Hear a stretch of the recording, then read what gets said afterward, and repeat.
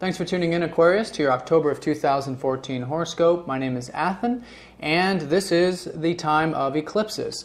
Now, we're going to have a lunar and solar eclipse happening this month, and this is culminating what took place back in April. And finishing up, something, coming to a harvest, an ending, you might say, but a fruition, and then something new starting this month from that. Now, the culmination is happening early in the month with the lunar eclipse on the 8th, and that's happening in your second house. Okay, so think back to April. April was a very transformative month for a lot of us, okay, and set us off into a new direction. And it has something to do with your second house. And whatever it is, it's going to come to a culmination now in October. Second house is your abundance, okay? It's also what you might consider your resources. Finances is included in that, but also your inner resources too.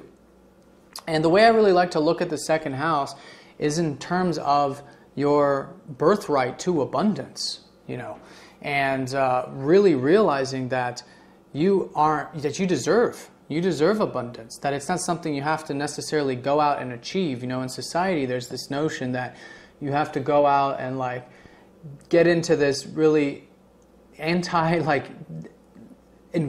that has nothing to do with yourself, like an anti-self environment. Environment, it needs to be about freedom. And you Aquarians really understand this.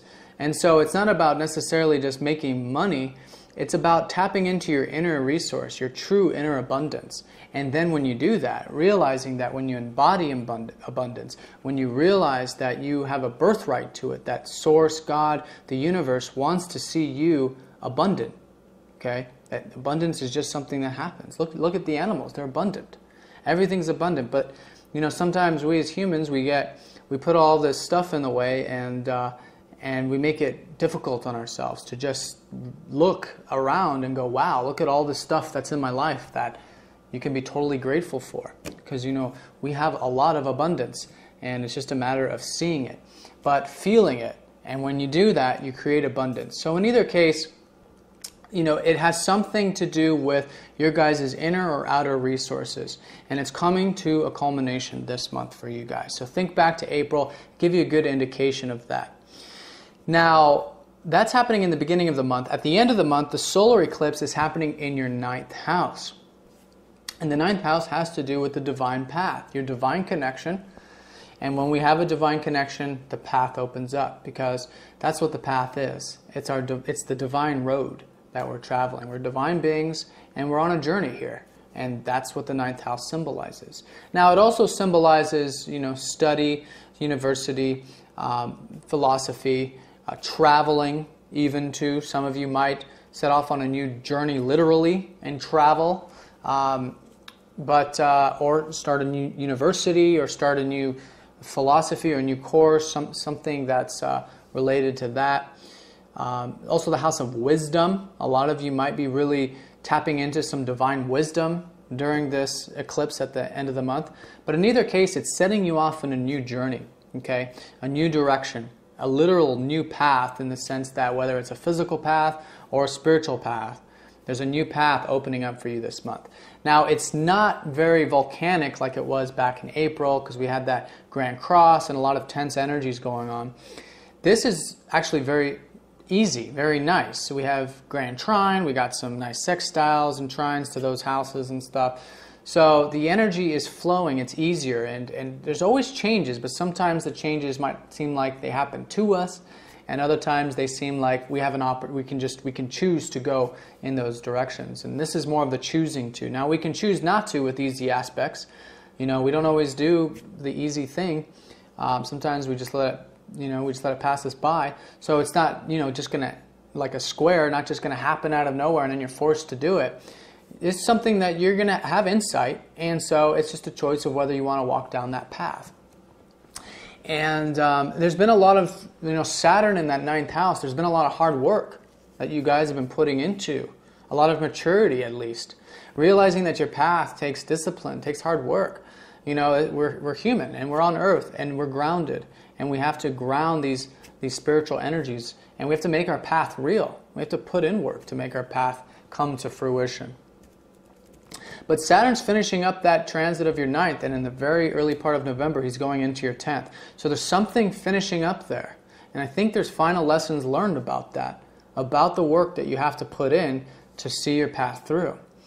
Now, in the very beginning of the month, on the 4th, Mercury is going retrograde in that 9th house, which is suggesting that something is going to, you're going to be reflecting on something in terms of that.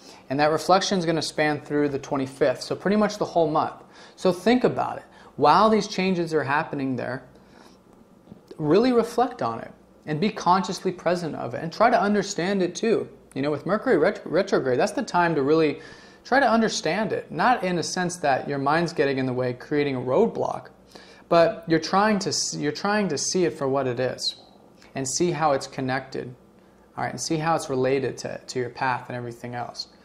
All right, but in either case, just make sure during this time that you're bringing that conscious awareness, you're crossing the T's, dotting the I's sort of thing with the Mercury retrograde in that 9th house. So for those of you sitting off on that journey, just, you know, make sure you're consciously aware of what you're doing, that sort of thing, while Mercury's retrograde.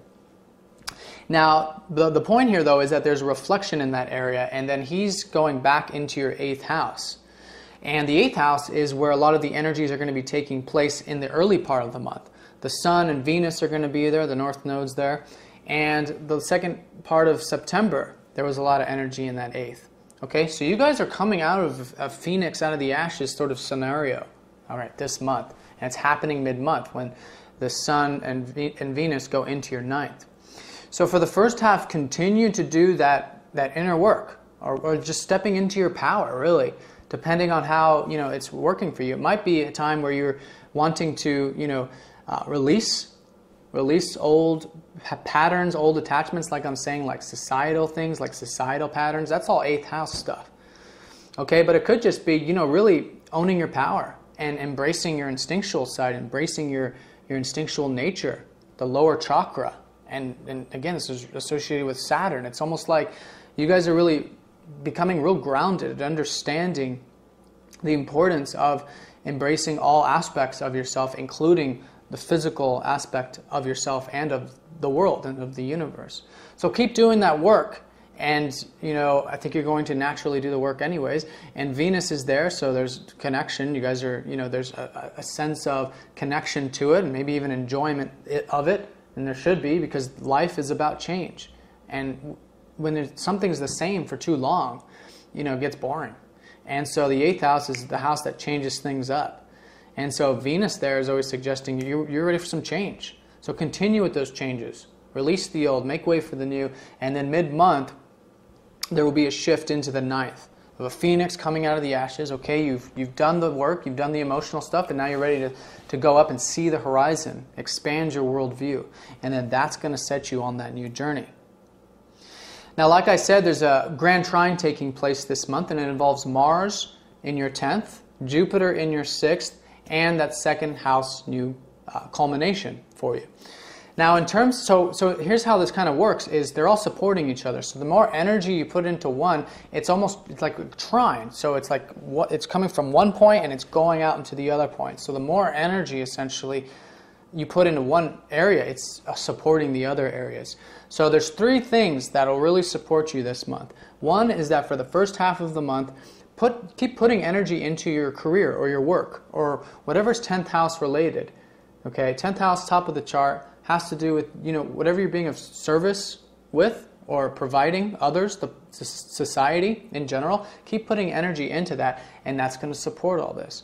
Now, in terms of Jupiter's transiting your 6th. You guys have been very, there's almost this sense of like luck and buoyancy and excitement about your work area, like the day-to-day work and your health too. So keep expanding your guys' day-to-day routine, your health, okay, whatever else that's going on a day-to-day level, your work, like day-to-day work.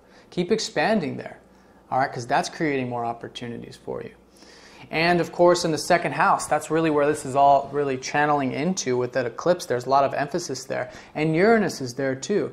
So there's a freedom that you guys are gaining from you know, through abundance almost. When you tap into that abundance, and you have abundance in your life, there's a tremendous amount of freedom in that, isn't there?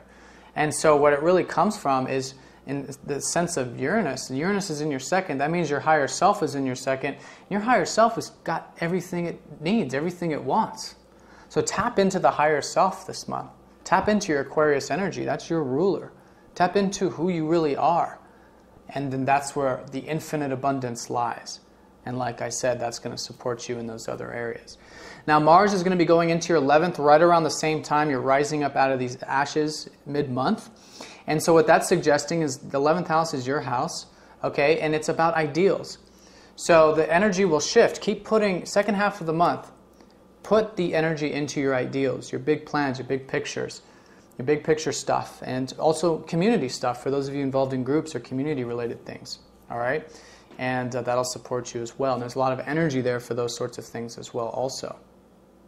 All right, so I'm going to draw a card for you, Aquarians, just to get a little bit more guidance to see where Spirit wants me to spend some more attention on your chart. Luna again. This came up in the last reading for Capricorn. All right, so I think what this is emphasizing is that this month, and this is what I was telling the Capricorns too, this month is really a time of just going with the flow, tapping into your receptive side and just feeling your way through it, okay? It's not so much flow, it's more of the flow with the Capricorns. For you, I'm picking up more of feelings. Listen to your feelings this month, especially with all this activity in your 8th house, okay? And let those guide you.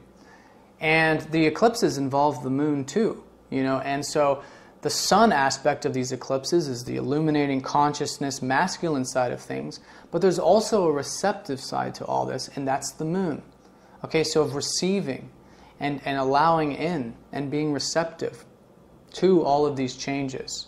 It's not all moving forward, it's an equal balance between, you know, rest and action, or, you know, receptivity and expression.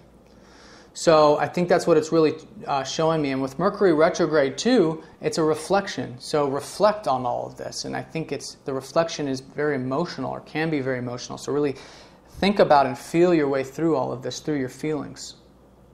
Think about your feelings and how it's shaping your path, perhaps. Something like that. All right, Aquarius, I hope you enjoyed. Thanks for watching. Please be sure to subscribe for my daily, weekly, and monthly horoscopes. Have a good month, and I'll talk to you next time.